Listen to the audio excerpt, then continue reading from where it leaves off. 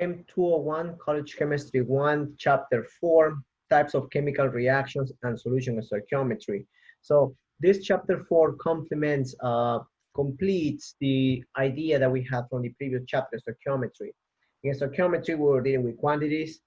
In this chapter, we will also deal at some extent with quantities, but now we will see with some specific type of reactions. Okay? So we'll also see the details of writing chemical reactions. Here, as it says, chemical reaction, we'll deal with precipitation reactions and acid-base reaction as well. And then lastly, will be oxidation reduction. Okay? So for this particular chapter, it's a mixture of lecture and sorry, of theory and also practice. But again, it basically finishes the definition that we have from the stoichiometry chapter in the previous, right? On chapter 3.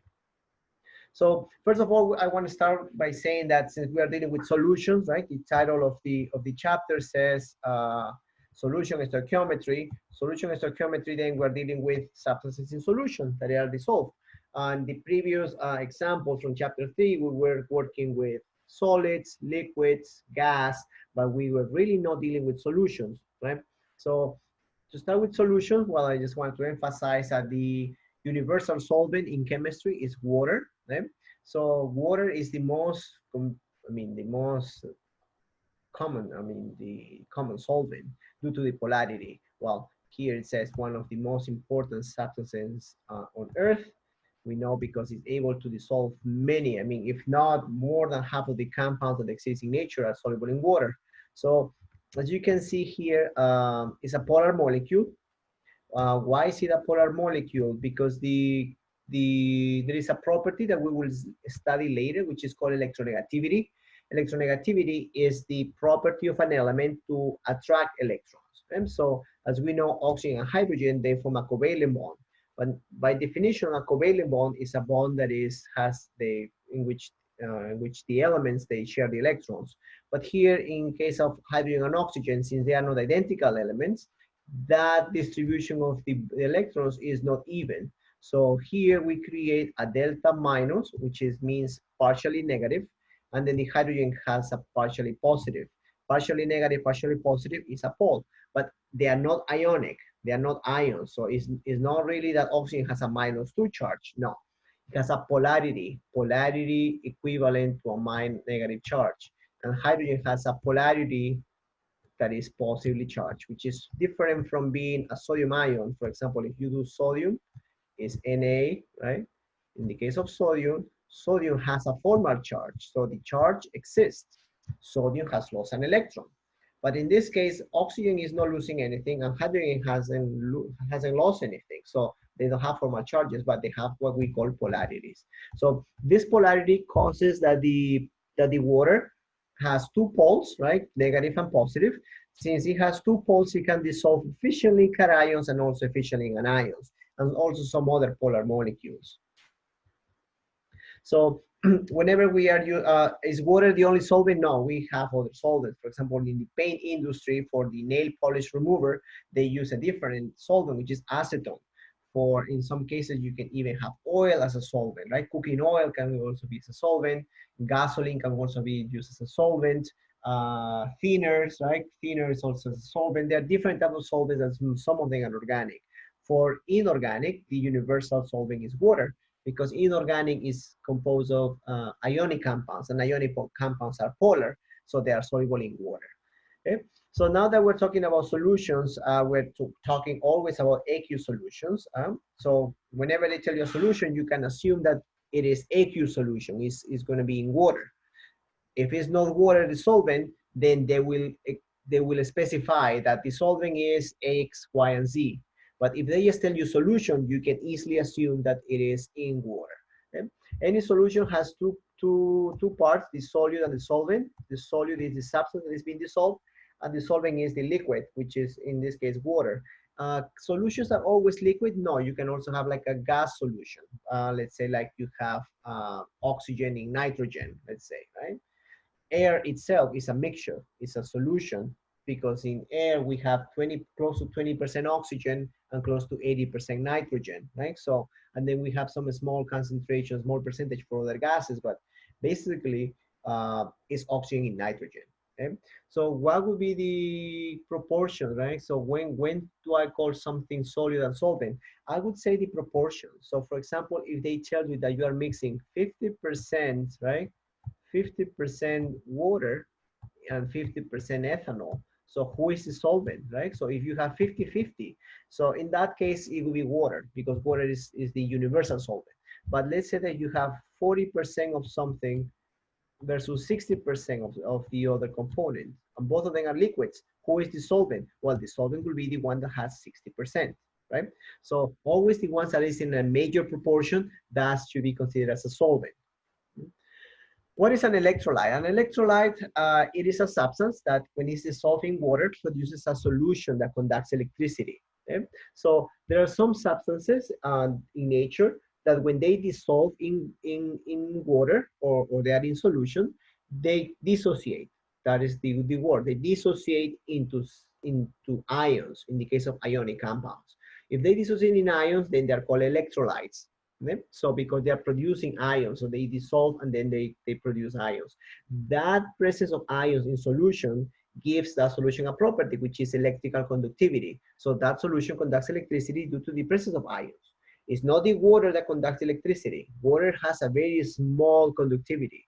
But once you put an electrolyte inside, right? So the electrolyte, that's definitely going to be a conduct electricity and in higher proportions. So even inside of electrolytes, we have different types, right? So it is the strong electrolytes. That means that they conduct electricity very efficiently, right? So the light bulb will shine very brightly. We have the weak electrolytes, only a small current. And then we have the non-electrolytes. The non-electrolytes are the ones that they do not conduct electricity at all. How do we recognize those? Well, covalent compounds, for example, covalent compounds like sulfur dioxide, um, let's say water itself is a non-electrolyte, right? Because it is made of only of non-metals. It's a covalent compound. So covalent compounds with very small polarity, they are not electrolytes. For example, you put sugar, sucrose, so domestic sugar, that's also non-electrolyte. They in water it doesn't conduct electricity. And remember, an electrolyte only conducts electricity when it's dissolved in water. If you put electricity, try to pass electricity through solid sodium chloride, it won't conduct electricity because you need water. Water is the vehicle that is going to transport the ions. Without that vehicle, which is the solvent, you can't conduct electricity. Okay? So strong electrolytes, they conduct electricity very efficiently. How can I also rephrase this? I would say like the electrolytes, they fully dissociate. So they have 100% dissociation, close to 100% dissociation. So if you have a molecule, right? Molecule, it goes into solution, it dissociates efficiently into the fragments, into the ions, 100%, it's 100% dissociation. So let's say here I have a plus ion, and I have here a minus ion, right? So what happens in a weak electrolyte? If weak electrolyte, then you don't have 100% dissociation. Let's say if you have the same scenario that you have a molecule and then it dissociates into two particles, but that dissociation doesn't occur at 100%. Maybe the dissociation occurs only at 20%. So you are in front of a weak electrolyte. Okay? So you can also see that because you will see a double arrow. Double arrow means like this is a partial dissociation. Okay? Single arrow, full dissociation. Double arrow, partial dissociation or partial reaction. A non-electrolytes means that the dissociation does not occur. We will go over with some examples in the solved problems. Please watch those videos. They're very important because I will definitely reinforce this concept in those problems. Chemical reaction of solutions. First, we have to know the nature of the reaction and the amounts of chemicals present in the solution. So we are also going to be using the reference line and the question line, the same strategy that we use for chapter 3. But now we have to deal with solutions. So a solution can also be classified besides the electrolyte or non-electrolyte. It can also be classified due to the concentration. Okay? So there are different ways how to do the concentration. Then I'm gonna just use the screen. Okay, so there is a classification of types of solution.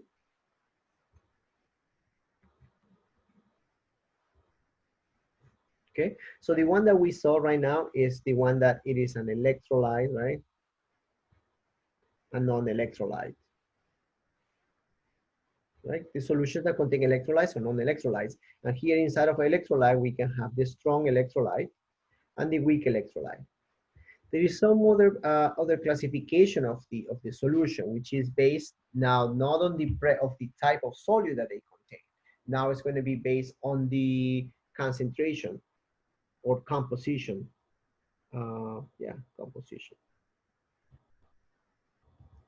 In composition, we have something that is more qualitative, right, and quantitative.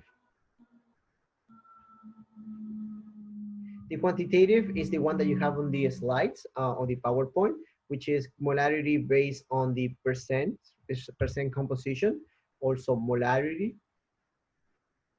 and molality. We will see this in a second. Those are more quantitative, so where you get a value. But what are the qualitative ones? Right? That's the one that I really want to emphasize right now. There is you can also call a solution that is unsaturated, saturated, and supersaturated.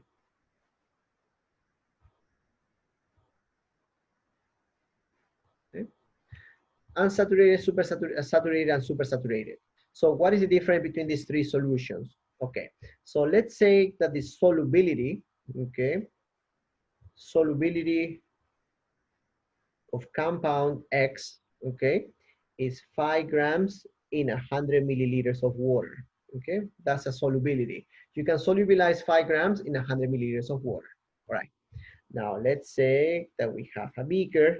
In that beaker, I have 100 milliliters of water. And now I decide to only put 3 grams. So 3 grams of X is going to be here. The solubility is 5.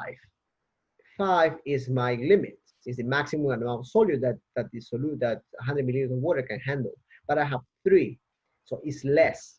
It's less than the saturation. So that's how I call this an unsaturated solution. Unsaturated solution means that the solution can take more solute, or can dissolve more solute. Is it only 3? What if I add 0.5 grams? Also unsaturated. What if I add 1 gram? Also unsaturated. What if I add 4.99? Still unsaturated. Anything that is below the saturation point. Okay? So that means that if I have another beaker, right, and that beaker now has also 100 milliliters of water, but now this time I add exactly 5.00 grams of X. If it's exactly the limit, now I call this solution as saturated solution, because it has exactly the maximum amount of solute that the solution can handle, right? So less than the limit, unsaturated. Right on the limit, saturated. So what is a supersaturated solution then, right? Which is the third one. What if in a case of supersaturated? The case of saturated is special because that normally doesn't occur under normal conditions. So solubility is a property, right, of some compounds that they are able to dissolve in a solvent. It depends on temperature. Okay, depends on temperature. So meaning that, for example, in my case of compound X, right, the solubility at room temperature, which is, let's say, 25 Celsius degrees, is 5 grams per 100 milliliters. But what if I use 40 Celsius degrees? Then now that solubility changes. Now it can take 8 grams, let's say, per 100 milliliters of water. Okay? So what happens? I mean, what is going to happen now if I increase, I mean, the temperature? You can see that the temperature increases the solubility. Now I was able to dissolve 5, but because of the temperature, now I'm able to dissolve 8. So if I have a beaker, right, and I have this beaker at 40 Celsius degrees, I'm able to dissolve up to 8 grams. This solution, because of the effect of the heat, I call it supersaturated. Why is it supersaturated? Because the normal solubility is 5 at room temperature. But I'm cheating on the solution. I'm giving it more heat. By giving it more heat, now the solubility increases, but the solution is called supersaturated. So now I'm able to dissolve 8 grams. What happens if I let this solution cool down to room temperature, right? I dissolved the 8 grams. I'm happy because I was able to dissolve more. But what happens now if this solution goes back to 25 Celsius degrees? If it goes back to 25 Celsius degrees, at 25 Celsius degrees, the solubility is 5, right? 5 grams per 100 milliliters. So what is going to happen with the, right, with the difference, the 3 grams? It will precipitate. So you will see a precipitate here. The excess precipitates. A precipitate means a solid that comes out of the solution, right? So it used to be a solution, but now because of the decreased solubility due to the temperature, now the excess precipitates. That means solidifies, right? But we don't use the term solidify because solidify is a change of the state. Something that is liquid, right, goes or freezing, right, liquid to solid. Here you don't really have a change of the state. It used to be dissolved, now it's a solid. It's different from freezing because freezing is something that used to be a liquid, now goes to solid. Here is not that the case. Now it's something that is in solution that goes to solid. Okay? So that's the difference between precipitate and solidify or freeze. Okay? So here precipitate, 3 grams should be there, and then the 5 grams should remain in this solution. Okay? So that's what happens in a supersaturated solution.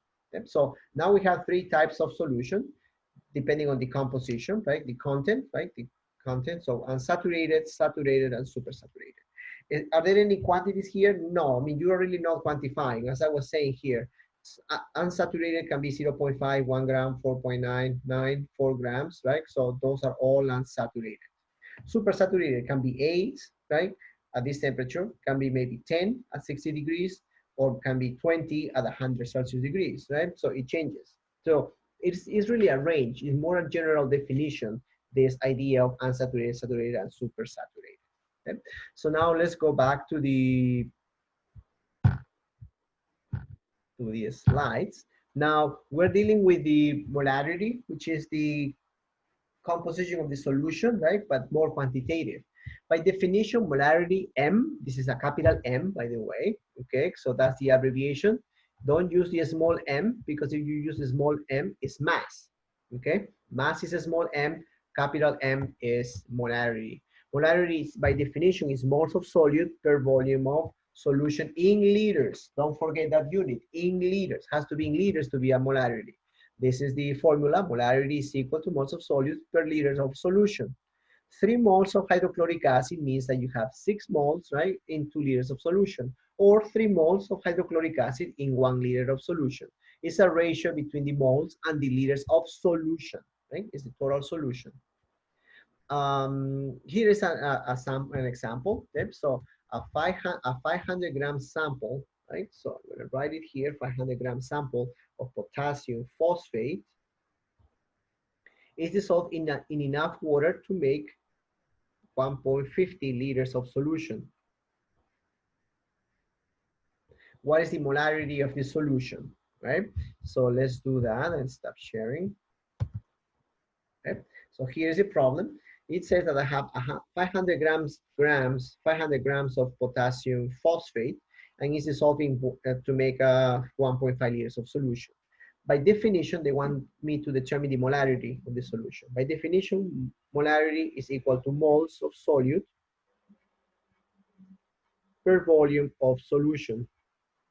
Now I have to see, do I have volume of solution? Yes, 1.5. Do I have the number of moles of solute? No, I don't have. I have the mass. But can I get the moles from the mass? Yes. Remember that moles, which symbol is N, small n, is equal to mass divided by molar mass, right? Remember that formula, right, from chapter 3? So I can easily introduce that, and then I know that molarity is equal to moles divided by volume. So this N, I'm gonna replace it here. If I replace it, now I will have molarity is equal to mass divided by molar mass times volume. So that's another way how to write molarity. Molarity is not only moles over volume. You can also write it as mass divided by molar mass times volume. Remember the volume in liters, always, never forget, because that's a mistake that most of the students make, that they forget to convert that into liters. In this particular problem, there is no, I mean, there's nothing to be worried about because it is given in liters. But in the case that they give you milliliters, then you have to convert it into liters. Don't forget that. So this formula is not convenient for me. What is more convenient is molarity is equal to mass divided by molar mass times volume. Now I have everything. I have the mass, 500. The molar mass, I can get it from the formula, right? And the volume, I have 1.5. Okay, so K3PO4, let's brush up a little bit on the stoichiometry. So potassium, each potassium, well, potassium is 3, phosphorus is 1, phosphorus, oxygen is 4, right? Molecular weight of potassium, 39. Sorry, atomic weight. Atomic weight of potassium, 39. Atomic weight of phosphorus, 31. Oxygen, 16. 27, 111, 31, 64, right? 64 here. 11, 12, 12, 11, 12, what? 212. So that's the molar mass of potassium phosphate. We all agree, right? Yeah. So going here, now molarity is going to be equal to the mass. The mass is 500 grams divided by molar mass. Molar mass, we just got it, 212 grams per mole times volume. Volume is 1.5 liters, right? Grams with grams cancel out. My unit is going to be in moles per liter. So 500 divided by 212 divided by 1.5, 1.57, right? That's the molarity of this solution. Let's verify with the answer in the PowerPoint. 1.57 molarity or moles per liter. Okay. Again, more examples will be later with the solved problems. Concentration of ions, yeah, that's a very important part that we many problems are going to be about this particular topic. Concentration of ions, and then I want to be very specific with this. Okay, maybe I should use the whiteboard. Well, I call it whiteboard, but it's really a piece of paper. So what happens when we have sodium chloride, right? Sodium chloride, we know is a crystal, it's one compound. If you put it in water, what happens with sodium chloride? It dissociates into sodium ions and chloride ions, okay? What happens when we have calcium chloride, right? Calcium chloride is a single molecule, but when you dissolve it in water, it breaks up into the ions. Here, how many calcium ions? One. So I have one calcium ion. How many chlorines? Two. So I will have two chloride ions in solution. They will be both in, or both ions in solution will make a total of 3 ions. Here is 2 ions. So which one is more ionic in this case? This one is more ionic in terms of the concentration of ions in solution. One sodium chloride dissociates into 2 ions in solution. So meaning that if I have 1 mole of sodium chloride, I will have also 1 mole of sodium and also 1 mole of chloride. Good. What about calcium chloride? If I have 1 mole of calcium chloride, dissociates into 1 mole here, 1 mole here, 1 mole of each. But since these two are the same, I will say that it produces 2 moles of chloride, right? 2 moles of chloride because these are the same thing. What happens if you have 3 ions? Well, 3 ions mean, 4 ions will be different, right? So aluminum chloride, for example. You dissolve it in water, you will have 1 aluminum ion, and you will have 3 chloride ions. because this formula has 3 chlorides. If you have polyatomic, polyatomic will be the same thing. Let's say sodium carbonate. Okay? Sodium carbonate in water will dissociate how many sodiums? 2 sodiums. And then how many carbonates? 1 carbonate. Don't break up the polyatomic ions. Don't break it up into carbon by itself and oxygen by itself. No, you keep the right the integrity of the polyatomic ion. Never break polyatomic ions when you are doing dissociation in solution. Okay, so knowing this, now let's go back to the PowerPoint. Concentration of ions. What is the concentration for a 0.25 calcium chloride solution? Well, you have, if it's 0.25, that means the same concentration will be for calcium.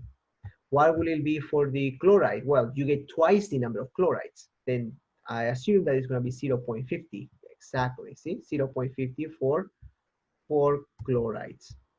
It's twice. It depends on the dissociation.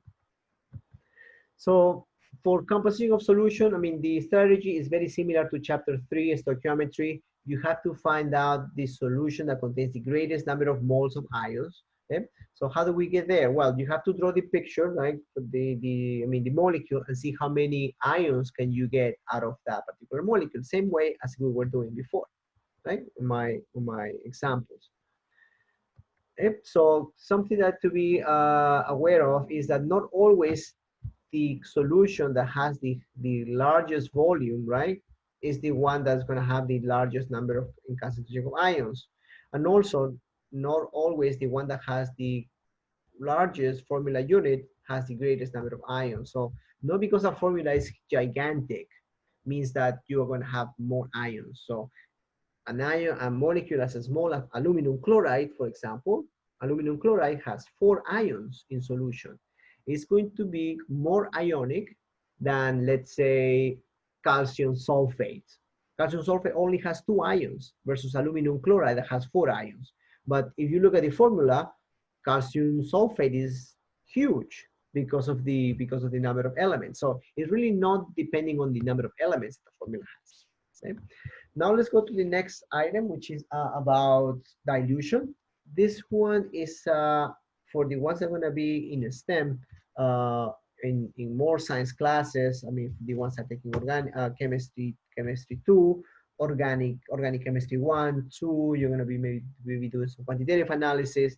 Dilution is going to be everywhere. It's going to chase you from today until the end of your career if you're not working with more chemistry stuff.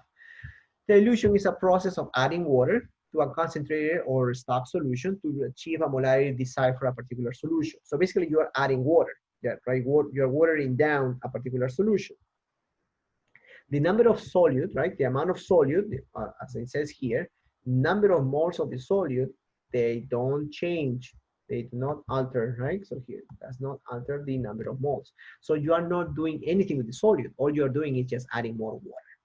Can I do the opposite, right? So I want to dilute it, but can I concentrate it, make it more concentrated?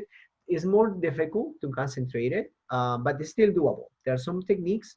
Normally for the ones that are doing biochemistry, you guys are gonna learn techniques how to make something more concentrated. For example, a biological sample has very small DNA concentration. How can I concentrate the DNA? Well, you will use a centrifuge. There are different physical techniques that allow you to increase the concentration. Centrifugation is one, evaporation of the solvent is another option, right? But to be honest, between concentration and dilution, the one that you are going to be doing most likely, right, in definitely more often, is going to be dilution. Okay? There is one rule here that the moles of the solute before dilution is always going to be equal to the number of the moles of the solute after the dilution. That's the foundation for our formula. This one is going to be your key formula. M1V1 is equal to M2V2. Or in some cases, you will see that some books, they write it as C1V1 or concentration, right? C1V1 is equal to C2V2, right? So meaning that concentration. Why do you change it to C? Because that concentration can be anything. Can be molality, can be, no, yeah, molality can be too. molality, percent composition. Let's say like something is 20% alcohol, 20% alcohol. You can also use that percentage here. So it's not only going to be used for molarity. You can also use it for percent volume, percent mass, and molality that is coming next. Okay? Here is a 0.5 molar solution of sodium chloride in an open beaker sits on a lab bench. Which of the following would decrease the concentration? It's going to decrease the concentration. Decreasing means that making it more diluted. Adding water to the solution, absolutely, absolutely. That's the one, right? If you add more, yeah, it will decrease the concentration because it will make it more diluted. If you pour some of the solution down the sink drain, no, you don't decrease the concentration. You are just wasting it, right? You are losing it. Adding more sodium chloride to the solution, no, you don't decrease the concentration. You actually increase the concentration because you're adding more solute. Option D, let the solution sit out in the open air for a couple of days. Yeah, that's one way how to make a solution more concentrated because you're losing solvent. If you lose solvent, the concentration also increases. At least two of the above could decrease the concentration of the salt solution. Now, the one that will decrease definitely is going to be only option A, adding water to the solution. Okay? And that's exactly our answer. Exercise. What is the minimum volume of 2 molar, right? 2 molar sodium hydroxide solution needed to make 150 milliliters of a 0.8 molar sodium hydroxide. Okay, so let's use now the whiteboard. Okay. We're back here. This problem says like how much water, basically how much water do I need to add to a 2 molar solution to make it or to convert it or to prepare 150 milliliters of a 0.8 molar solution. Okay. So here we have to remember that formula for dilution, N1V1 is equal to M2V2. So here, one of the two, this one is going to be my concentrated solution, and this one is going to be the diluted solution.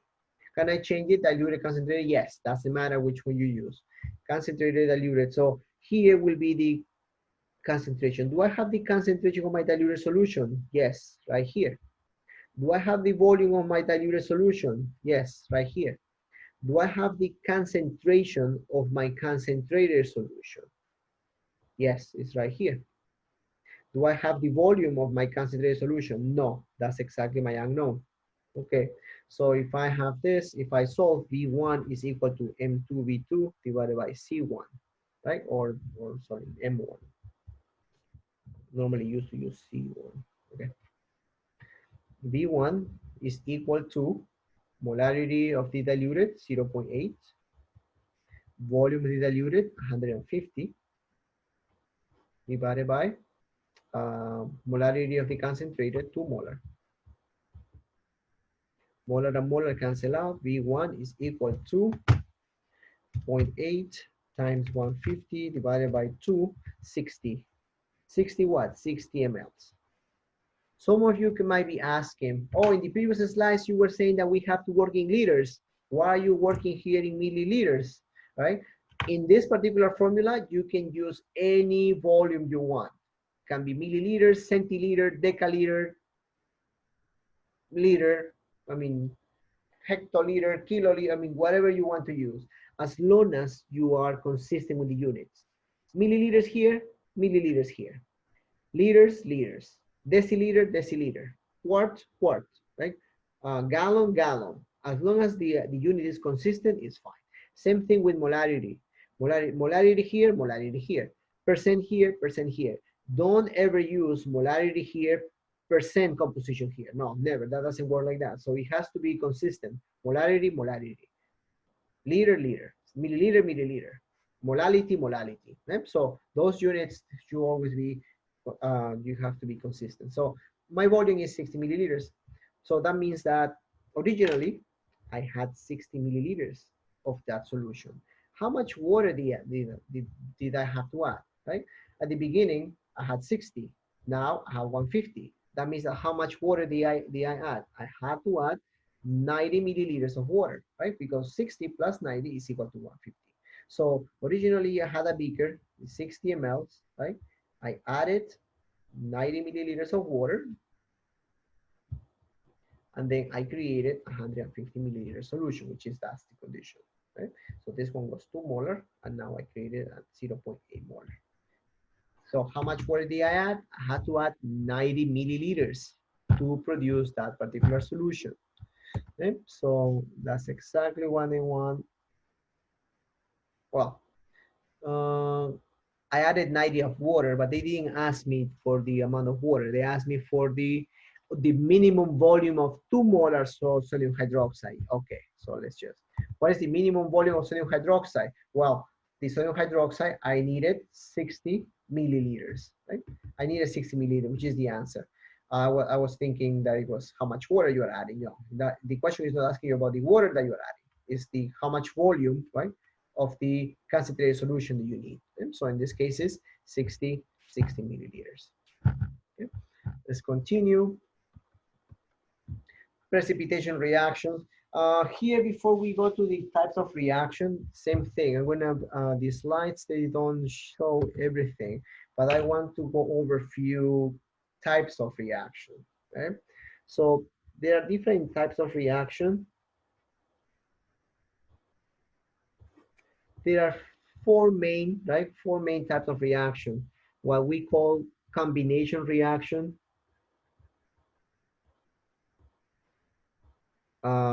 decomposition reaction, single displacement reaction, and double displacement.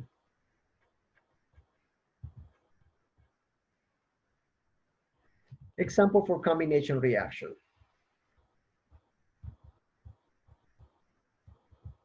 Example of combination reaction, we have, let's say, aluminum plus chlorine combined to produce aluminum chloride. This is a combination reaction.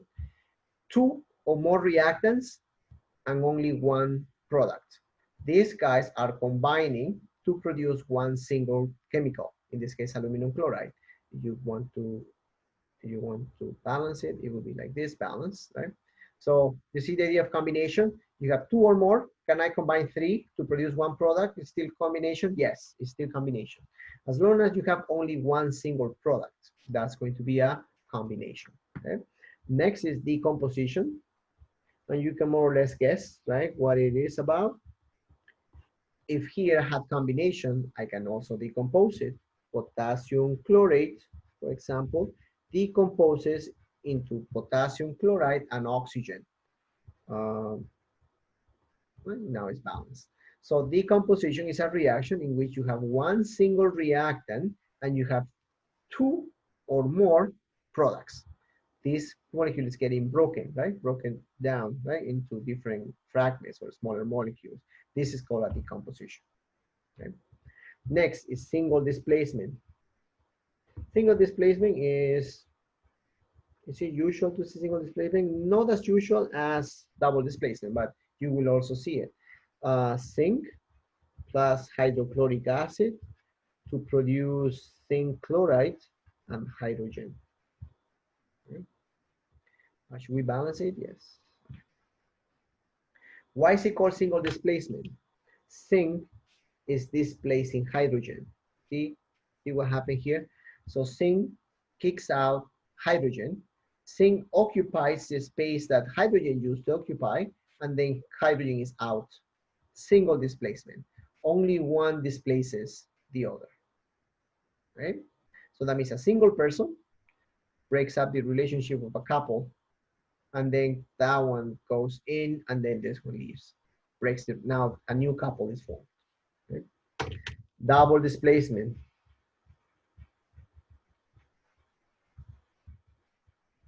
Double displacement is very similar to single displacement, but now in this case, it will happen in two ways. Sodium chloride plus silver nitrate, let's say.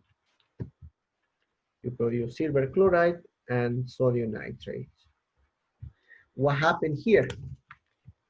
You can see that sodium, like sodium chloride, now I have silver chloride. What happened? Sodium was substituted by silver. Silver occupies the space of sodium, but sodium is just not being displaced. Sodium, in revenge, let's call it like that, occupies the space that silver used to occupy. Okay, see? So this is called a double displacement. Silver goes with chlorine and sodium goes with nitrate. And then that's how you get a double displacement product. That's not here because this is a single versus a couple. This is two couples. That's why this is called double displacement. Silver occupies the space of sodium and sodium occupies the space of the silver. Remember that here, this is with very simple molecules, but sometimes you have to change the index, right? So for example, if they tell me sodium carbonate plus calcium chloride, right? If I displace it, right? If I follow the same rule, can I do this? Displace it CH2CO3? No, I can't do that. Or do this NaCl2? No, you can't do that. I say like, oh, but it's just a single displacement. Calcium is supposed to occupy the space of sodium and sodium occupies the space of calcium. The formula should be preserved. No, you don't preserve the formula. Now you form calcium carbonate. And the formula of calcium carbonate is not Ca2CO3. The formula of calcium carbonate is just simply CaCO3. Same thing with calcium chloride and sodium chloride. Calcium chloride formula is CaCl2, but now you're forming sodium chloride. Sodium chloride is not NaCl2. Sodium chloride is just NaCl. Okay? So make sure that at the very end, or your products, they have the correct formula. In this case, calcium carbonate is just CaCO3, and sodium chloride is just being NaCl2. It's not just swapping; it's also checking that the formula is correct. Okay? So in this case, if you want to balance this, yeah, just 2 here, and then you get the formula balanced. Okay, so I wanted to start with this with this intro, because this is also missing on the PowerPoint. But the videos, you have more examples. In the YouTube videos, you have more examples for this particular cases. Now this precipitation rate, this is a different type of reaction. This is by the type the type of chemical reaction based on the chemistry that is inside. This one about combination, decomposition, single and double displacement is more like a type of reaction based on the how it happens, right? Or how the formulas are written, how it's happened, right? How the reaction happens. Here in this type of reaction that we will see, precipitation, we will have acid-base and oxidation reactions, is mostly about the chemistry. What happens in the atoms, on the molecules, that they are prompt to react. So let's start with the precipitation reaction. That word, we already used it, right? Precipitation is a reaction that forms a solid. Something will come out, right, of the solution. Next is acid-base. As you can see from the name, well, it is a reaction between acid and bases. These are antagonists, by the way. An acid is antagonist of a base. And the oxidation reaction is also, these are actually not antagonists. They're antagonists in definition, but are actually they complement one another, right? So oxidation, you can't have oxidation without reduction, and you cannot have reduction without oxidation. Good. Precipitation reaction. In the case of precipitation reactions, we have a double displacement reaction. That's why it was very important to go over that definition. Precipitation reaction is a double displacement in which a solid forms and separates from the solution. Okay? When ionic compounds dissolve in water, the resulting solution contains the separated ions. Yeah. So the solid that forms. This is an example, reaction of potassium chromate and barium nitrate. Barium nitrate and potassium chromate, they react in a double displacement. That means that barium displaces potassium, right? So in the end, you will have barium chromate and potassium nitrate. But barium chromate is insoluble in water. That's how you see that here, right? So a kind of like a pale yellow solid. Okay, so that's the precipitates are soluble sometimes if it dissolves in solution, so you don't see a result. Insoluble solid does not dissolve in the solution, so you have to use S in the reaction. Okay, so what is that S? That is the subscript for the state. If something is soluble, you have to use aqueous solution. Insoluble and slightly soluble are often used in You can use either term. Simple rules of solubility. Here are different rules that tells you like, right? Like for example, in the previous example, oh, how do I know that barium, Professor Navarro, how do you know here that barium chromate is insoluble in water, that is gonna precipitate out of the solution, right? This solid. Because there are some rules of solubility, okay? The rules of solubility are in the book. If you go to the book, you will see page, this one. I'm gonna open my camera right now. Okay.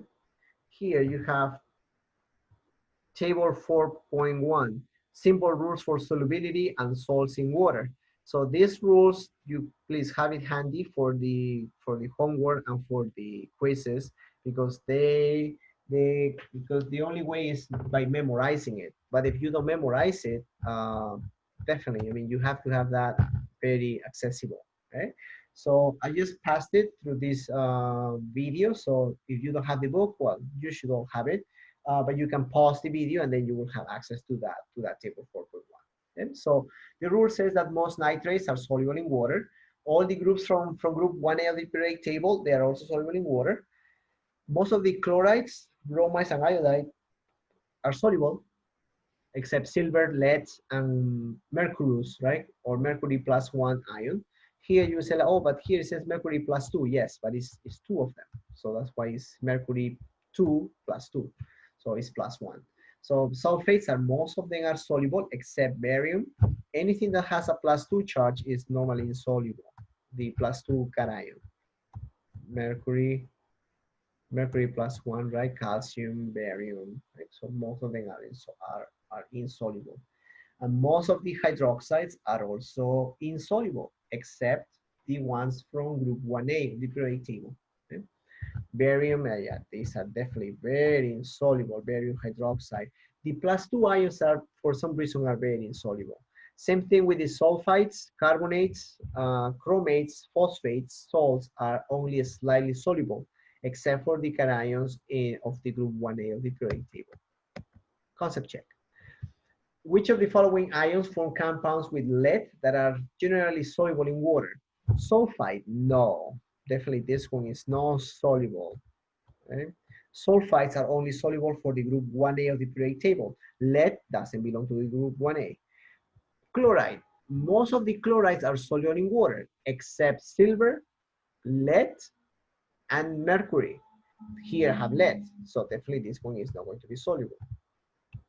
Lead nitrate, all nitrates are soluble. Bingo, that is. Sulfates are mostly soluble except the one that has the plus 2 ions, right? In this case, lead is plus 2 ion. If it's plus 2 ion, that means that lead sulfate is not going to be soluble. Sodium plus is soluble, but sodium and lead, they don't form any compound. So cannot be said that that is the answer. So nitrate should be your answer. Again, why the last one is not the answer? Because sodium and potassium, they don't form any compound because they are both metals. Remember, there is no way how two metals can form a compound. These are ways how to write an equation, right? Formula equation, molecular equation gives the overall reaction stoichiometry, but not necessarily the action from the reactants.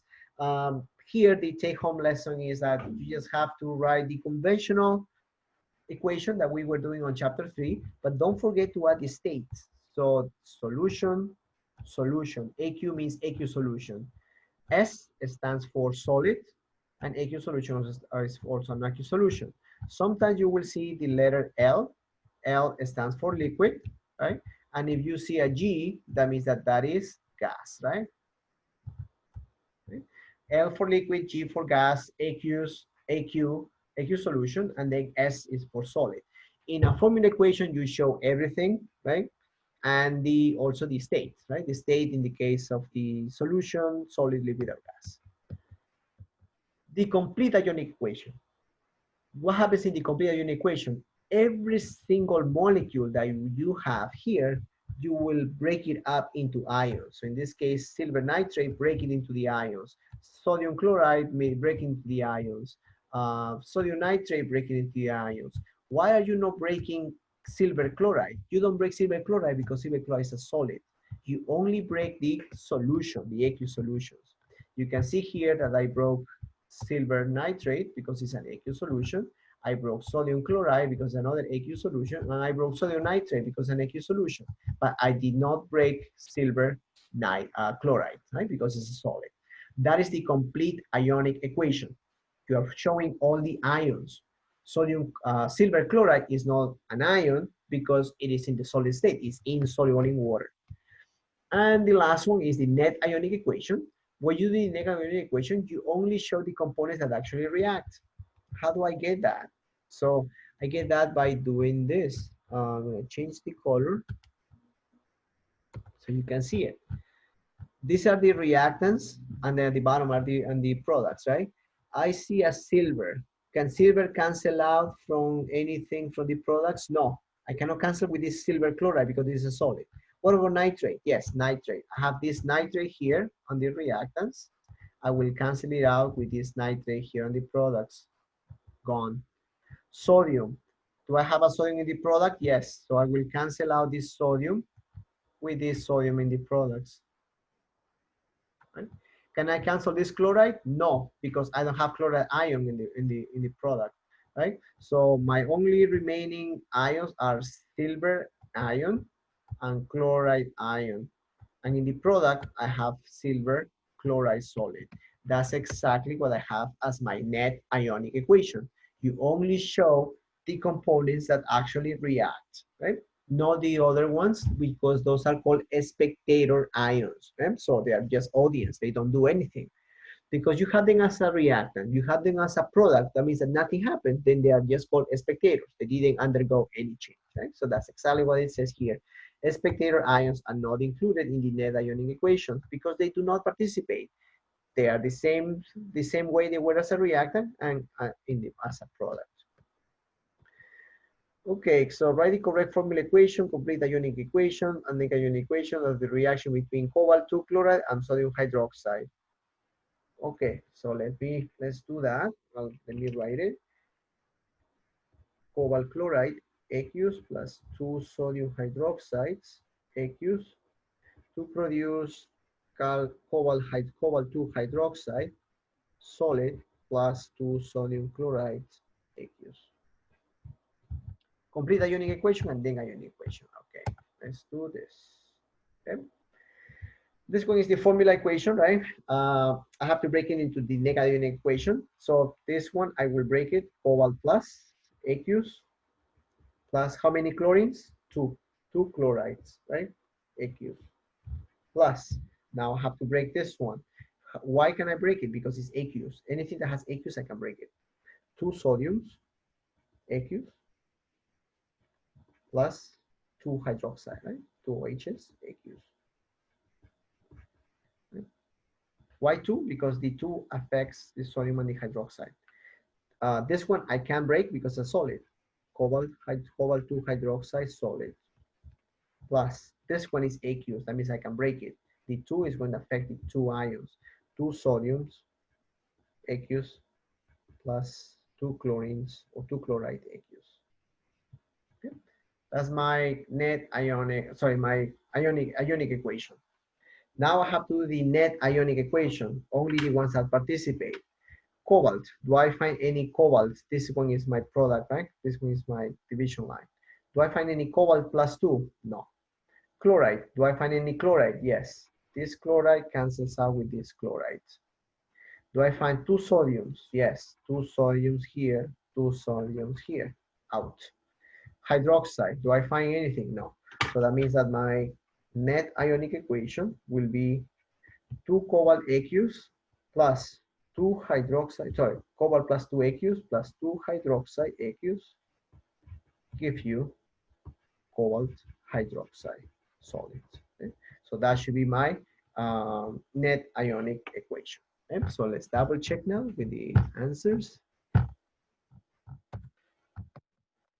Okay? That's exactly already long, and then the net ionic equation will only be those 3 components that we found out. Good. Solving stoichiometry problems, right, with precipitation reactions. this is very important. I mean, it's the, again, it's the continuity from the chapter 3, stoichiometry. So we're going to be dealing with quantities here, right? So, but now it's different in the sense that now we have things in solution. Definitely, they share many things right? They have many things in common. For example, in being reagent, percent yield, you can use exactly the same thing: mole ratio, mass ratio, exactly the same thing that we're using in on chapter 3, but now you will have it in solution. Okay? Let's just write, well, as any reaction, any stoichiometry, balance, right? Balancing the equation, calculating most of the reactants, determine what is the limiting reagent, calculating most of the product, right? Or the mass of the product, right? Grams here or other units. And okay, let's see. We have 10 milliliters of a 0.3 molar sodium phosphate, right? So 10 mLs. Let me write that. 10 mLs of a 0.3 molar sodium phosphate. By now, we have to know how to write formulas. Okay? Reacts with 20 milliliters of a 0.2 molar lead nitrate, PbNO3, 2. Assume no volume change. What precipitate will form? Okay, so let's do this problem. I have to write equation. Sodium 3 phosphate, aqueous, plus lead nitrate, aqueous, react to form, okay, that was displacement. That means that sodium occupies the space of lead and lead occupies the space of sodium. You will have lead phosphate, this is the formula of lead phosphate, and sodium nitrate.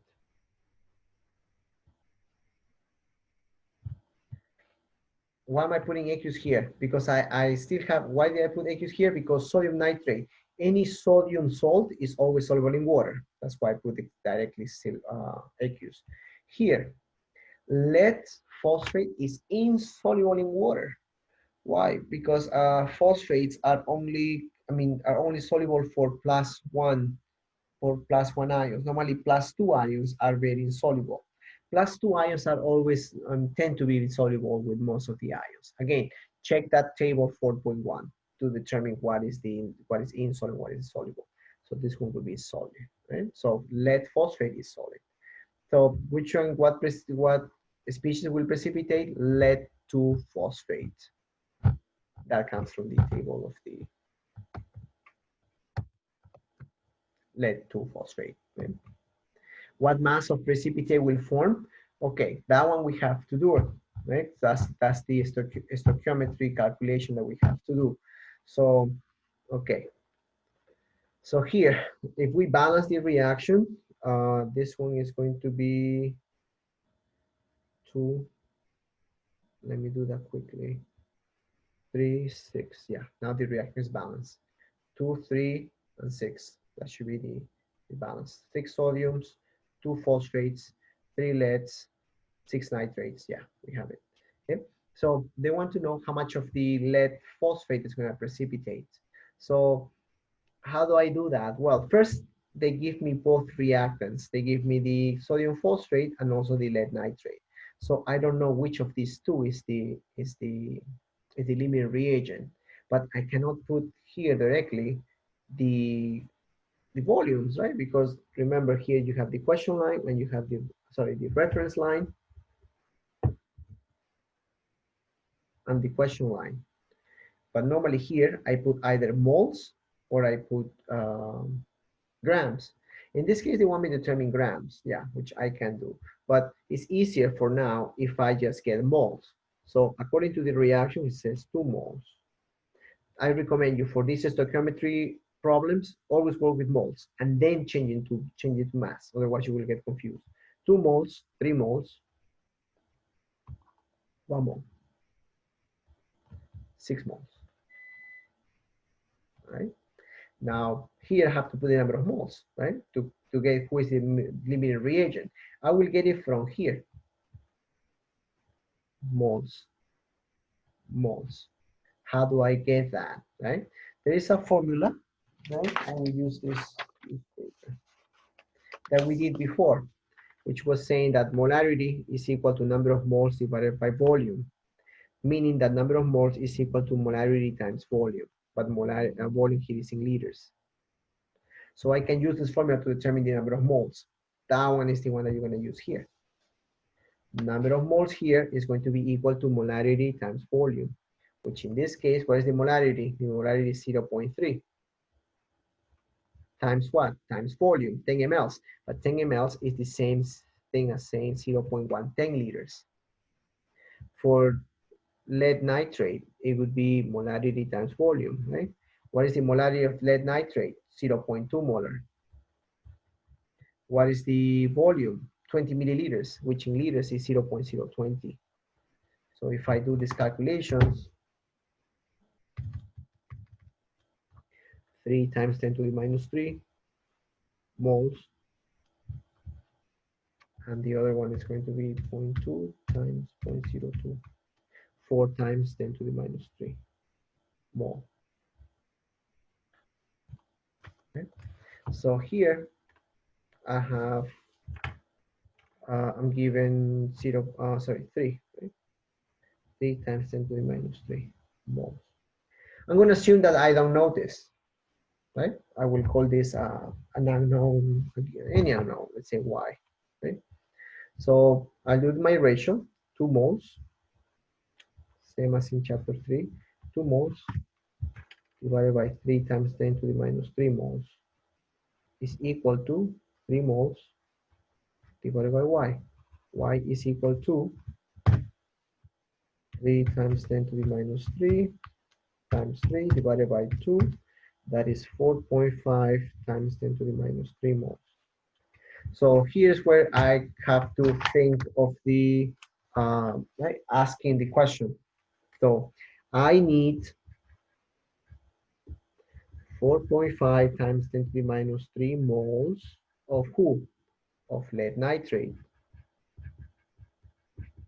I have, how many do I have? For lead nitrate, I have 4 times 10 to the minus 3. Who is the limiting reagent? I need 4.5. I have 4. I have less than what I need. If I have less than what I need, that means that lead nitrate is the limiting reagent. Okay? Lead nitrate is my limiting reagent. So that means that all my calculation has to be done with lead nitrate. So forget about the sodium phosphate because sodium phosphate is excess. So my lead nitrate is really the one that is the limiting reagent, which is 4 times 10 to the minus 3 moles. I want to know how many, right? How much of the lead phosphate you are is going to precipitate. Well, now I have a new, right, a new ratio. Now I have 3 moles divided by 4 times 10 to the minus 3 equal to 1 divided by x. X is going to be equal to 4 times 10 to the minus 3 divided by 3.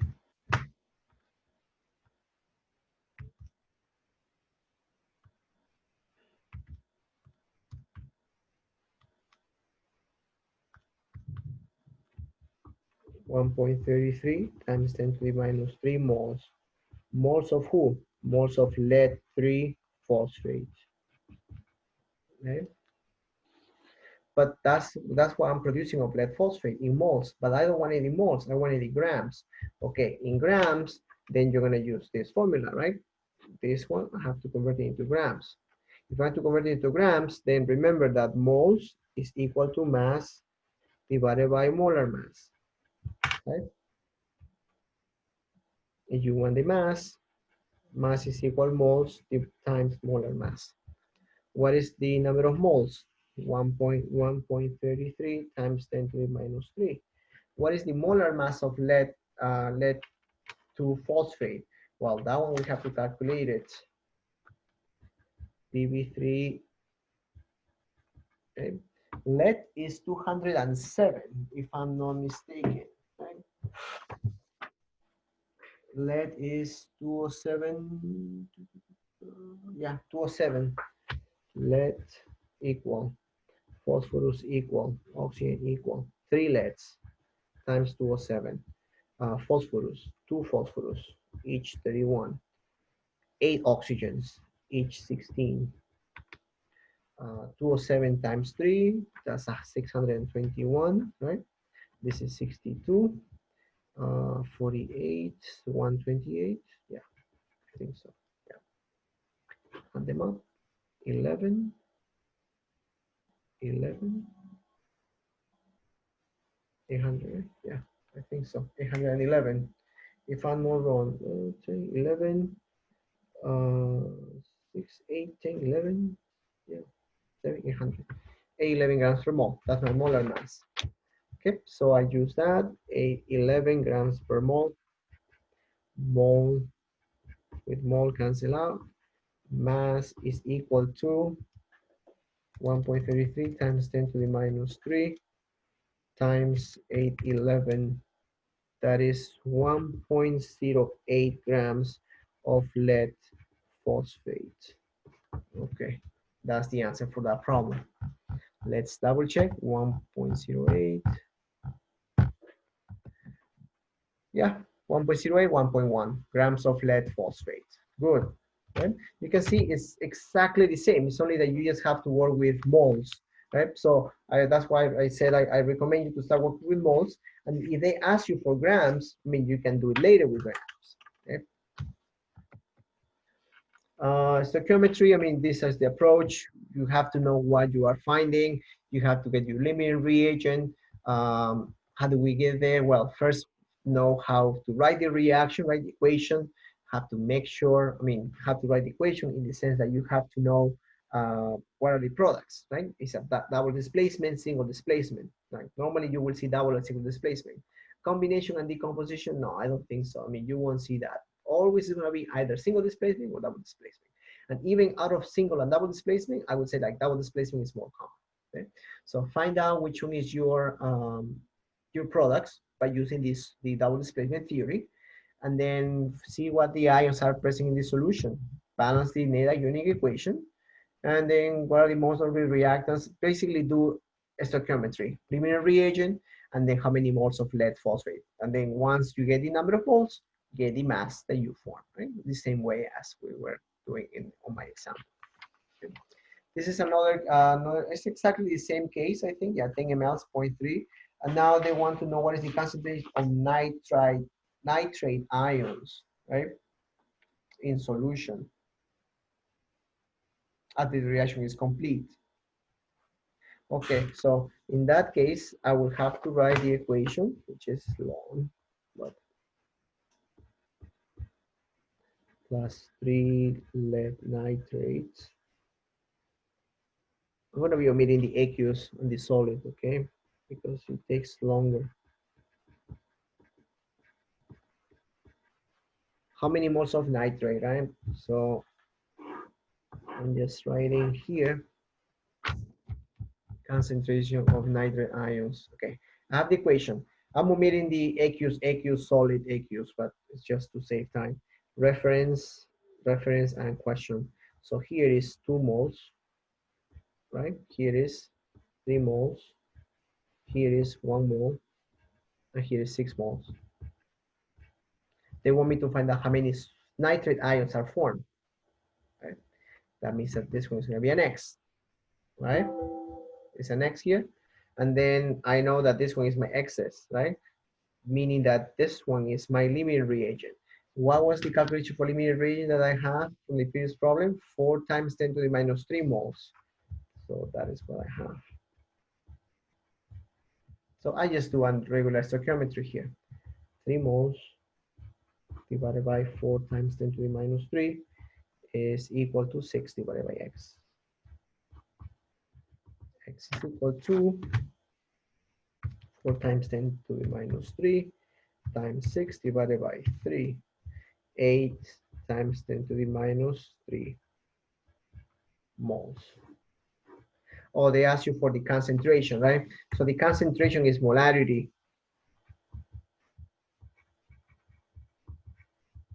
Right? Concentration of molarity.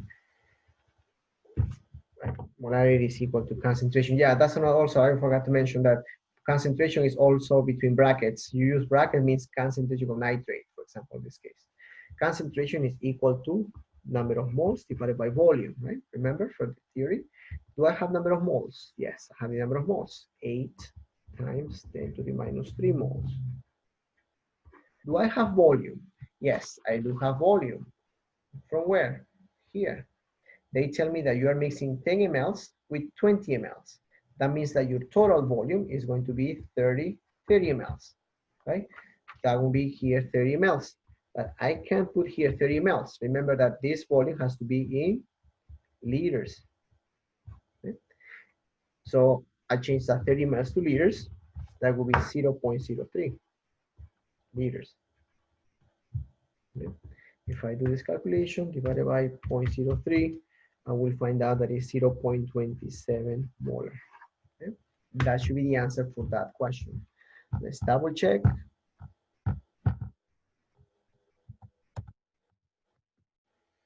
0.27 molar, right? So that's my result for this problem. That's a solution in stoichiometry. Where are we going? Well, you have to determine the concentration of ions, right? Left in the solution or as a product. How do I get there? Well, you have to get the limiting reagent and then do the proportion, right? So my limiting reagent with the product they are asking you, and then you get the total volume, right? The total volume which was given 10 milliliters plus 20 milliliters of the solution, get the total volume, and then that's how you get the concentration. What is the concentration of phosphate ions left in the solution after the reaction is complete? Okay, that's more an analysis of the excess, right? How much is left in solution? Yeah, it's telling you in solution. So in this case, we will use exactly the same setup, the same reaction, but now we're going to be focusing on the phosphate from the reactant, right? So it's nothing now about the product, is how much leftover is going to be for the reactant, which is phosphate, right? Sodium phosphate, which is part of the reactant. Okay, just erasing. Give me a second. Good. Okay. Okay. So the idea was now that I want to know how much left of the phosphate, right? Remember, this one is the limiting, and this one is the one in excess. I want to know how much excess of phosphate. Why are you not counting this phosphate? You can't count this phosphate because this phosphate is solid, right? They're not asking you about this. The question clearly says, what is the leftover phosphate in solution? This is not phosphate in solution. This is phosphate solid, so I cannot count. Who is my only phosphate in solution? This one, the leftover, because it's in excess. So 2 moles react with 3 moles of this. 4 moles react with how many moles of this? I want to know how many are we using. Because I know that originally I had 3 times 10 to the minus 3 moles of phosphate, right? Out of this phosphate, 3 times 10 to the minus 3, I didn't use it all. I used only part of it. I want to know how much left is from that 3 times 3. So I will do the proportion, 2 moles is as X, same way as 3 moles is to 4 times 10 to the minus 3. Why with this again? Because this is the limiting reagent. Every calculation has to be done with the limiting reagent. So X is going to be equal to 4 times 10 to the minus 3 times 2 divided by 3. So X is equal to 2.7 times 10 to the minus 3 moles. That's what I need. Yeah. I have how much? 3 times 10 to the minus 3 moles. Right? Again, how did I get that? If we go to the right few minutes ago, we determined that the moles of sodium phosphate is 3 times 10 to the minus 3. Okay? So that's what I have.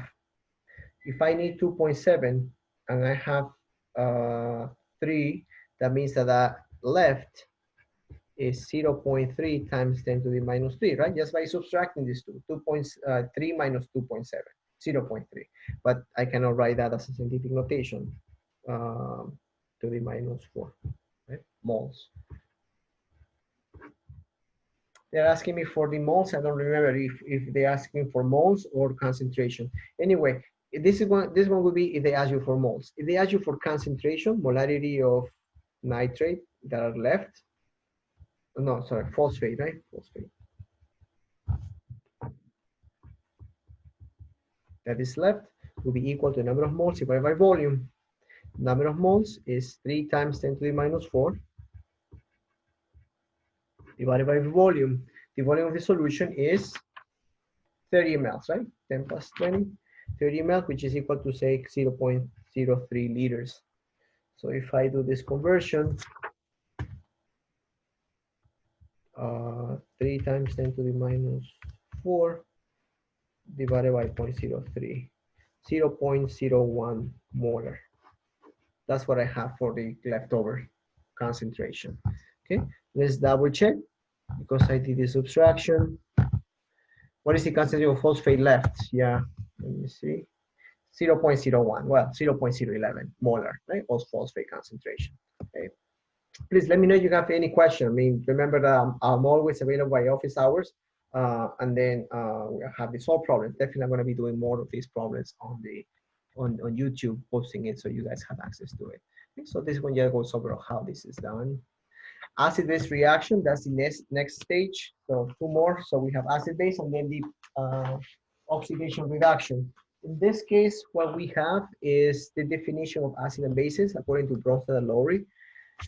Acid is a proton donor and base is a proton acceptor.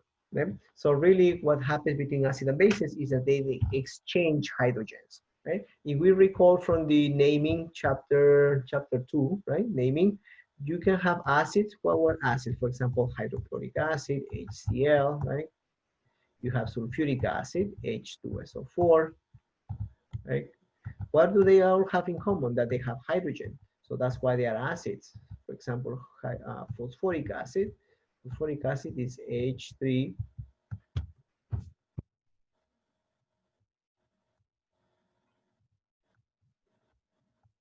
PO4, right? So all these compounds, they have in common hydrogens. So that's what makes them acids. So they are proton donors.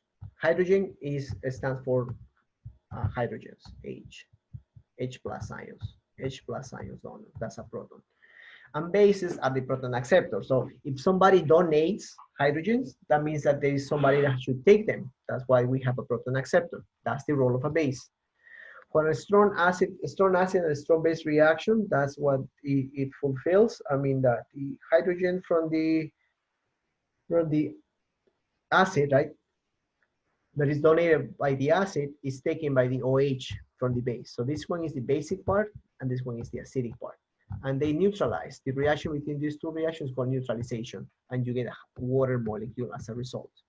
Calculation with acid and bases. So you can have the dimming reactant. I mean, it's exactly the same thing. The only thing that you have to consider is that these two things are neutralizing. So once again, so just to wrap up on the acid and bases, a little bit. So what happens with an acid is HCl. HCl in solution, right, will generate hydrochloric acid and Cl minus, right? That is in solution. Bases are the opposite, right? They don't generate H pluses. If you dissociate that, it's Na plus and OH minus, okay? So what happens here? This H plus is the acidic part, and this OH minus is the basic part. These two react, they neutralize because they are antagonists. So what do you get from H plus and OH minus? You get water. And what happened with sodium and chloride? Well, sodium and chloride, they just hang out, right? They're spectators. So that one is when you get as a liquid. This is called a neutralization. That happens between any acid and between any base. Okay? Acid and bases, they always neutralize. The acidic part neutralizes with the basic part of the base. Now, there are different types of acids and bases also. So in the case of acids, for example, you have HCl. This is called a monoprotic acid. What means monoprotic? That the acid only has one removable hydrogen. Sulfuric acid is a diprotic acid. What does that mean, a diprotic acid? Because it has two potential hydrogens that can be eliminated, right, or can be donated. Phosphoric acid is a triprotic acid because you can donate 3 hydrogens. The bases is very similar. This one, sodium hydroxide, is a monobasic base. Okay? So the calcium hydroxide is a dibasic. Aluminum hydroxide is a tribasic. Okay? So monobasic, dibasic, tribasic, and then here is monoprotic, diprotic, and triprotic. Okay? So have that in mind because an acid, right? For example, I have a mole, let's say I have 1 mole of hydrochloric acid, but that is not going to have the same power as 1 mole of sulfuric acid. Why? Because 1 mole of hydrochloric acid produces only 1 mole of protons, right? Or hydro or of H plus ions. What happened with phosphoric acid? It produces 3 moles of H plus, and this one produces only 1 mole of H plus. So which one am I expecting to be stronger? Obviously, the 3 moles of the phosphoric acid. Phosphoric acid theoretically is a stronger acid than hydrochloric acid. Same thing as sulfuric acid. Sulfuric acid produces 2 moles of hydrogen plus. So it's stronger than hydrochloric acid. That's why sulfuric acid is one of our strongest acids that we have in chemistry and in nature. Which one is the strongest? Perchloric acid. Perchloric acid is the strongest inorganic acid that we have in nature, HClO4. Okay, it's the strongest. It is in terms of the corrosion, right? So how corrosive is the acid? Is this one is the one to dissolve precious metals, right? For example, silver, gold. They use a mixture of nitric acid and hydrochloric acid, 2 very powerful acids. Okay. They don't use this because they form compounds, they form complexes with precious metals, but they don't form complexes. So that's why they use this to dissolve water. This is called aqua regia. Okay. If you wonder how can you dissolve gold and silver, they use aqua regia. You cannot use just any acid. No, has to be a combination, and it is a proportion. I think 1 part of this, 3 parts of this, is something like that. There is a ratio between the 2 acids. Okay, let's go back to the presentation. Acid-base titration, right? We say that they are antagonists, the acid and the base. The process is called titration whenever you use it for quantitative reasons. For example, I want to quantify, then you use a titration. It terms of titration. Titration means that you are determining the concentration of an unknown sample using a known sample. Okay, so just to explain it a little bit more. In the case of a titration, let's say here I have an acid and here I have a base. I know that these 2 guys react, right? There is a reaction which is called a neutralization, acid-base neutralization. So let's say that I don't know the concentration, what is the molarity of the A. But if I know the molarity of the base, I can definitely know this. That is a titration. Okay? So to finding out an unknown value or an unknown concentration by using the reactivity with another compound, which I know the concentration, right? I know that A and B, they react, and it's quantitative because it's 1 mole, right? So since it is quantitative, then if I have this guy unknown, then I can determine the value of this X by using an unknown sample. Sorry, a known sample. A known sample to determine this unknown. Okay, so in this case I have 0.5 X, right? So can I reverse it? Can I have the known and the unknown here? Absolutely, because these 2 are reactive, right? Acid react with base, and you can also say that base react with acid. So this is the idea of titration. In the lab, I mean, you guys will do a lab for acetic acid. We will use a specific type of glass core, which is called a burette. A burette is basically like an upside down graduated cylinder that is very precise with the measurement. The error is very small. So in this particular burette, you will put your known. In this case, let's say I put the known base, right, with known concentration. And in my Erlenmeyer flask, I will put my acid, which is the unknown. I will add drop by drop, right? Drop by drop my known until it reaches the equivalence point. What is the equivalence point? Is the concentration or well, it's the volume of the titron at which the number of moles of acid and bases are the same. Yeah, there is a definition on this slide. Okay? So delivery of a measured volume, yeah, because I'm titrating one solution with another solution, right? A known to determine for an unknown, in this case, an analyte, until I reach the equivalence point. Is the point at which enough titron, right, is added to react exactly with the analyte. So there is at one point in which the analyte, the unknown, will tell you, I'm done. I I I reached my, right, the same number of moles. That's exactly what equivalence point is. And the endpoint is the indicator changes color. So in some cases you use clear solution. Let's say hydrochloric acid has no color, and sodium hydroxide also has no color. So how can I tell if the reaction is completed? Well, you have to use an indicator. In this case, some cases you will use for acid-base indicators. Normally you use phenolphthalein. Phenolphthalein is a very long name. Phenolphthalein is an indicator, it's an organic compound that changes color when it's in basic or in acidic conditions. So we use that acid-base indicator to determine the endpoint. So the endpoint is really the visual, the one that you can see. The equivalence point is a situation, right? It's a situation in which the number of moles, right, the enough titron is added to the, right, that the reaction is completed. Right? Reaction is completed, equivalence point. Endpoint means that something that you see, oh, I see the color change. That means that it is the endpoint. What does that mean, the endpoint? That I reached the equivalence point for my titration. Okay. For the titration of sulfuric acid, H2SO4 with sodium hydroxide, how many moles of sodium hydroxide will be required to react with 1 liter of, okay, so I have sulfuric acid to react with sodium hydroxide, right? How many moles of sodium hydroxide, moles, will be required to react with 1 liter of 0.5 molar sulfuric acid to reach the endpoint? Okay. So here's one more formula, right? So I have these two beakers, sulfuric acid and sodium hydroxide. Okay.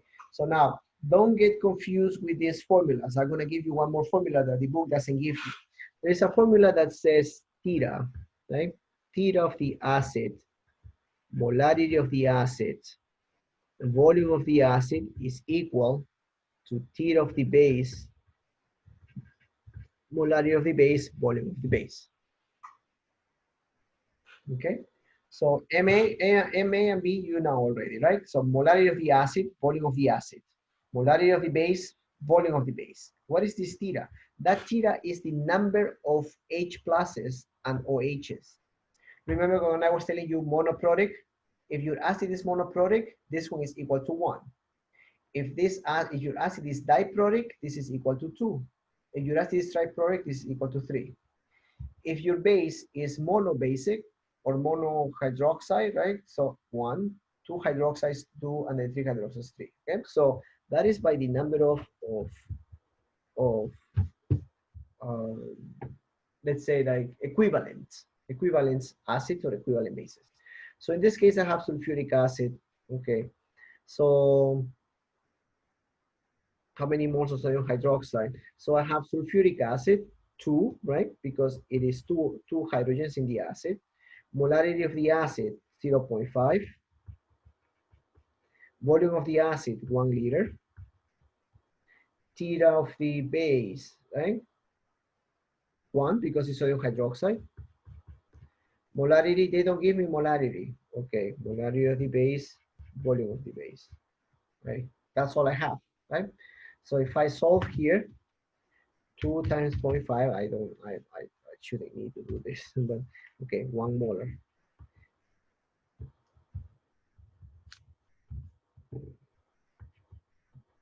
One mole, right?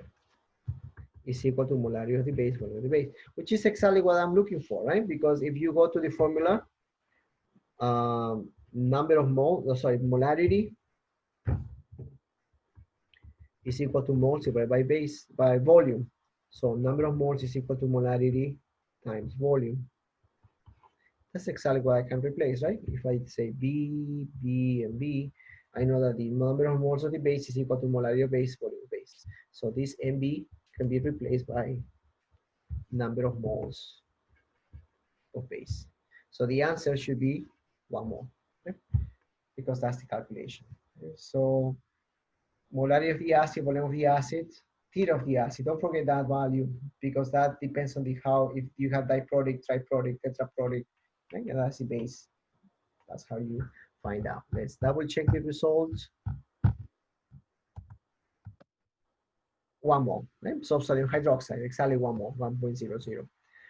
Oxidation reduction reactions, so redox. So redox, that's exactly what it means. Read or red is by reduction and ox is oxidation.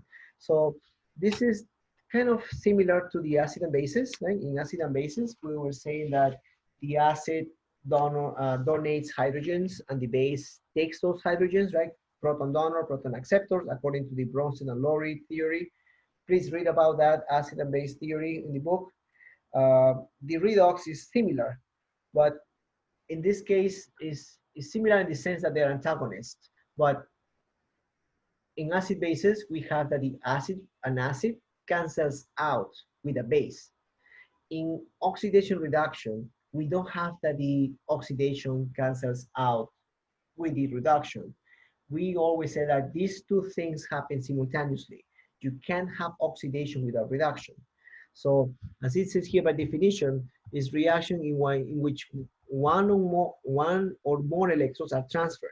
So in oxidation reduction, we have this, like for example here, I have a species, right? Let's call it X.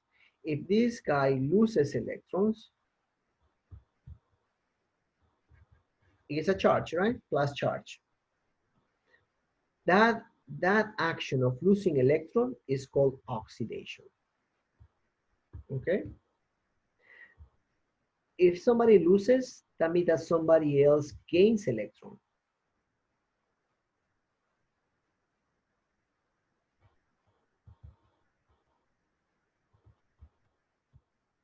Now, why? If it gains electron, now it becomes negatively charged.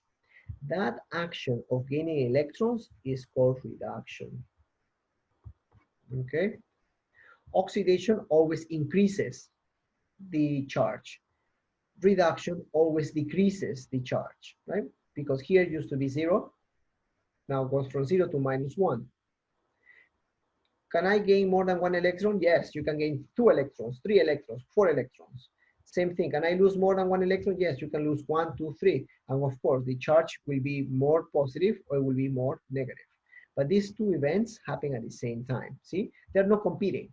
It's only that one loses, and that electron that got lost, let's say that electron is floating there, right? That electron that is floating from X is taken by the Y because it gains electron. So one is it completes the other half reaction. That's why sometimes they call it, what are the half reaction? Half reaction is the oxidation and the other half has to be reduction, okay? So let's go back to the slides. We're almost done. It's kind of long. Reaction of sodium and chlorine, right? Sodium in this case loses electrons, chlorine gains electrons. Rules for assigning oxidation state. Oxidation state of an atom in an element is 0. Monatomic ions is the charge of the ion. Oxygen is -2. Always oxygen is going to be -2 except peroxide, which is -1. Hydrogen is always +1. Fluorine is always -1. Some of the oxidation state is always going to be 0 in compounds. Some oxidation states of the ions. Okay, exercise. Find the oxidation states for each of the elements in the following compounds. So we have potassium dichromate, we have carbonate, we have manganese dioxide, well, manganese 4 oxide, phosphorus chloride, pentachloride, and sulfur fluoride. Okay. Let's use how to assign oxidation states. Oxidation states is needed to do the analysis of oxidation reduction. So you need to know what is the oxidation state, right? Or the oxidation state change to know if something is oxidizing or reducing. Otherwise, you can't tell, right? So what do I mean? So for example, if I tell you sodium going to sodium chloride, they ask me like, is sodium getting oxidized or is getting reduced? How can I tell if sodium is getting oxidized or getting reduced? Well, by doing charges. I put sodium. What is the charge of sodium? Element sodium is 0. Sodium, when it's combined, sodium is always +1, right? I mean, if we recall from the periodic table, if we have the periodic table available, you will have that the charge is always going to be +1 for sodium. If I find my periodic table, when you need the periodic table, that's when it goes everywhere except where you want it. Right? If you see sodium, the only charge of sodium is +1. So sodium is always going to be +1. If this one is +1, this one has to be -1. We will do that technique, but I don't care about chlorine now. All I care is about sodium, because sodium, I'm comparing sodium at the beginning to at the end. What happened with sodium here? Sodium goes from sodium 0 to sodium +1. That means that the charge is increasing. If the charge is increasing, it's oxidation. Okay? If the charge decreases, it's reduction. Okay? Just be careful. Going from -1 to -2 is decrease, even though the value is going higher, but because of the charge, -1 to -2 is decreasing, so that is reduction. So let's apply that rule now here for the oxidation states. Potassium, if you go to the periodic table, potassium, if it's combined, is always +1. Oxygen, we said oxygen is always -2, except peroxides. But this is not a peroxide. How do I recognize a peroxide? Because a peroxide will always be O2. So something, let's say XO2 has to be peroxide. Always? No, not always, but there are exceptions. I mean, we know that from all this time now that we were working in chemistry, that chemistry is the domain of the exception. So not always that, but normally peroxide comes in twos. Okay? -2. I don't know that for chromium, because chromium, if I look at the periodic table, can be +2, +3, +6. How do I know which one it is? Well, I put an X. What is the overall charge of the molecule? 0. I don't see a charge. For example, in carbonate, I see a charge. So I would say like everything is -2. But here, I don't see any charge, so I will give 0. So now do some arithmetic here. 2 times 1, right? 1 plus 1 times 2 plus 2. X times 2 plus 2x. -2 times 7 plus -14. Right? Right? -2 times 7, -14. X times 2, 2x. Plus 1 times 2, plus 2. Equal to 0. Why equal to 0? Because that's the charge. So 2x is equal to 12. X is equal to +6. Okay? So that's the charge. So the oxidation number for chromate here is really +6. Here, please be careful. Do the +6. Don't just say 6, because 6, you might think that it is plus or minus, right? So no, you have to say +6. Now let's do for carbonates. The total charge is -2, the overall charge. Okay? Now, carbon. Carbon can be +2, +4, -4. I don't know here which one it is, X. Oxygen. Oxygen is normally -2, except in peroxide, but this is not the case. X times 1, X. -2 times 3, -6. Equals to what? Equals to -2, because that's the overall charge. X is equal to +4. That's the charge of carbon, +4. Okay? Next, manganese, manganese 4, well, I'm just saying already. Manganese 4 oxide. Oxygen is always -2. The overall charge is 0. Manganese is an X. X times 1, X plus -2 times 2, -4. Equal to 0. X is equal to +4. That means the manganese is really +4 here. Next, phosphorus pentachlorides. Okay, so it was saying that chloride, right? Chlorine, whenever it comes last, right, normally holds the negative charge. The only negative charge for chlorine is -1. So it has to be here -1. The overall charge is 0. I don't know phosphorus what it is, right? Because phosphorus, according to this, can be +3, +5. I know that it has to be either +3 or +5. I don't know which one. Definitely not the -3 because it comes first, right? So x times 1, x. -1 times 5, -5 is equal to 0. X is equal to +5. Right? The charge of phosphorus here was really +5. Sulfur tetrafluoride -1 x, x -4 is equal to 0.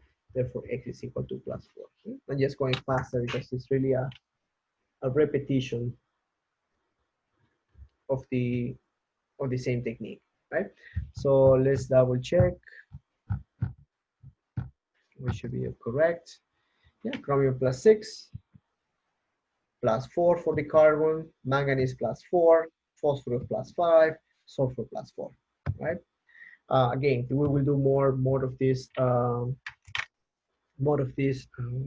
problems as a solve problem videos. Redox characteristics, transfer of electrons. Yeah, definitely somebody gains, somebody loses electrons. Oxidation increases the oxidation state. Reduction decreases the oxidation state. Okay? So which of the following are oxidation reduction reactions? Identify the oxidizing reagent and the reducing agent. So for this particular part, we have to be very careful with the keeping in the charges. And so I'll do the first one, zinc. Well, I don't need to use the states. I mean, normally the equation they will give you with the states, but we don't really need it for analysis. I will do the first two, okay?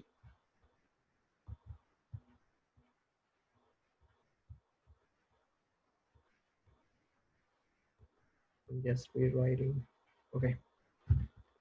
They want me to identify the oxidizing agent and the reducing agent.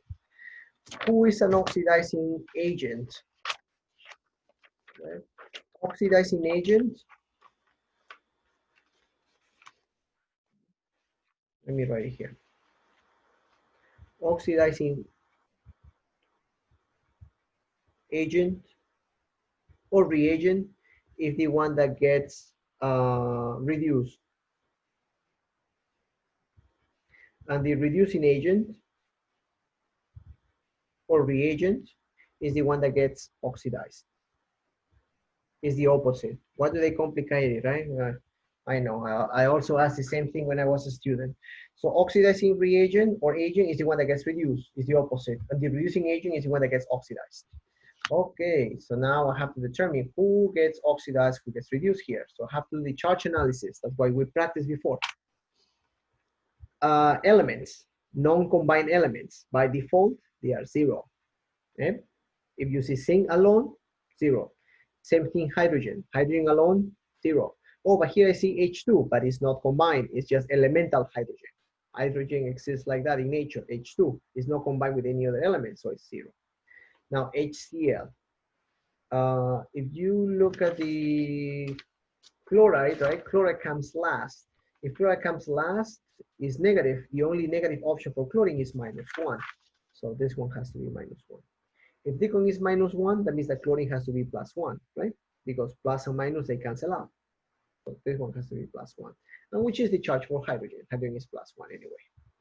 Zinc chloride, same thing. Chlorine is -1. If I determine here the charge, right? X, I don't know what is zinc. X times 1, x. -1 times 2, -2 is equal to 0. X is equal to +2. That means that zinc was really +2. Okay? A hydrogen 0. Now here's where you have to do the analysis. Who is getting oxidized? By definition, oxidation is when the charge increases, right? I'm going from 0 to +2, right? You see here the division line, from 0 to +2. That means that the charge is increasing. That means that zinc is getting oxidized. because it's increasing. The charge is increasing, goes from 0 to +2. What about hydrogen? Hydrogen goes from +1 to 0. The charge is decreasing. If the charge decreases, that means that it's getting reduced. So who gets oxidized, or who is the oxidizing agent? The oxidizing agent is the one that gets reduced. Who gets reduced? H plus or HCl. Who is the reducing agent? The reducing agent is the one that gets oxidized. Who is getting oxidized? Zinc, right? Zinc is getting oxidized. Good. We'll double check at the very end, chromium, if we do that, it will be this +6 -2. Let's just repeat the same problem, the same practice. What I'm doing is just faster, the same thing that we did here. It's exactly the same. So don't think I'm cheating. I'm not cheating. It's exactly the same thing that I was showing you how to do charges. Minus, here is -2 + 1. Here is chromium Cr4. Oh, -2. So it's also +6 -2 +1 -2. Right. Chromium.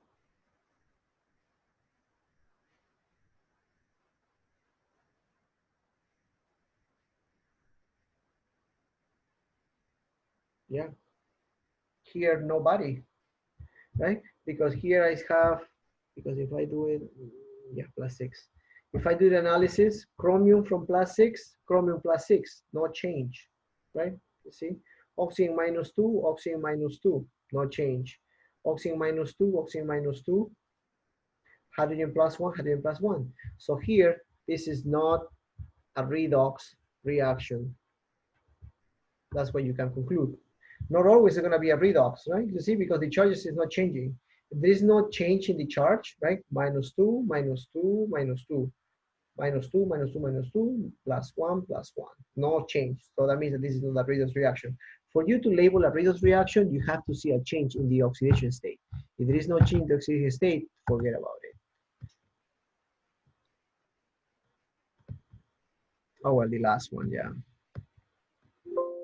Okay, so uh, that is it.